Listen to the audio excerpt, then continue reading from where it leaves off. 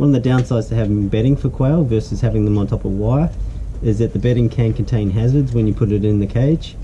The bedding that I use is sugarcane mulch, and in the process when they bundle sugarcane, they tend to use some rope, and sometimes they leave things like this. They shouldn't do it, but they leave it mixed in with the mulch, and although that stands out now, sometimes when it's all in the mulch you can't really see it, and it takes a while for it to settle down and get turned up. And then if you see this lying around, it's best to pick it up and throw it out, because it does become wrapped around their feet. And I have a hen, and it's usually the birds that don't move too well get caught in this, and then it wraps around their feet. I have one right now, and over time it'll get tighter and tighter, and they can lose toes from it. So it's something I need to cut away. I do have one. Let me just grab her. I don't know if you can see this hen. Just going to fight me for a little bit. This is one of the weaker birds. You can see on her feet there, she's got it all over.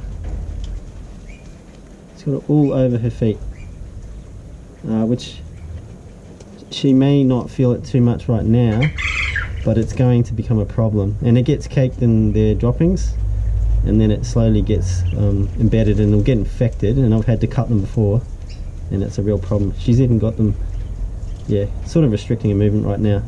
So what I'm going to do is use some scissors like these, and I'm going to just work my way and cut this off. That's all we can do. So it's a matter of very delicately holding the bird, we don't hurt her, and then cutting that away. Because if you cut it, it should just unwind. You just have to be careful, and she's going to fight the whole time.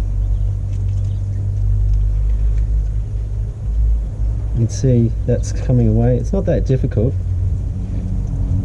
In fact, that whole foot is clean now.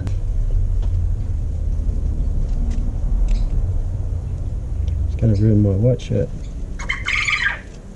It's a lesson: never wear a white shirt in handling quail.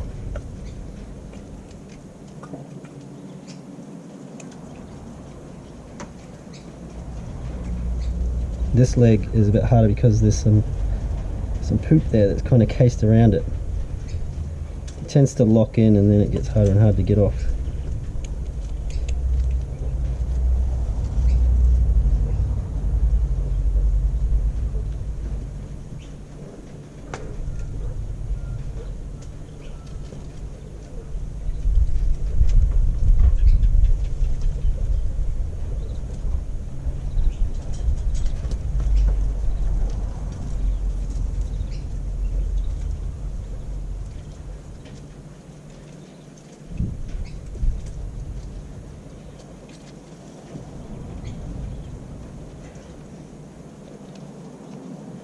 Alright, 2 clean feet now. So I'm going to put her back down. She's prolapsed in that process, so that was quite stressful for her. So